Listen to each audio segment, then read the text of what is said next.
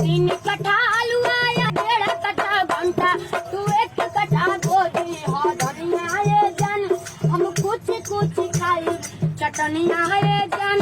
यो काम कर हमरा साथ ही चल जा तू बोल लिया जाता नहीं हम परदेश में कमाए सुन ये प्यारिया हो लेकिन पड़े बाजार से लिया कर लिया तब लगाता हमको